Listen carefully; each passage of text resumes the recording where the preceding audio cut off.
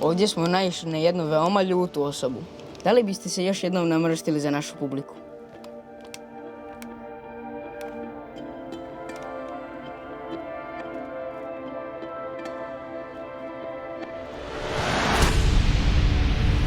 Ovdje su saranjeni svi naši preci. Oni su kroz život išli i pametno, i hrabro, i mudro.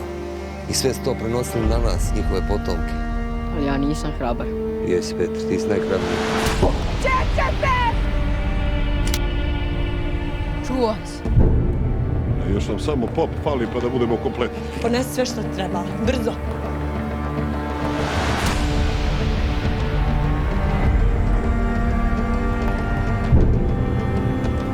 Očistit ćemo domovinu od nakota.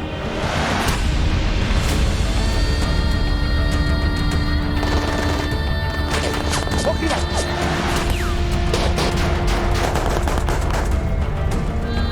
Iziđite van! Vidjeli smo vas! Ruke u vis!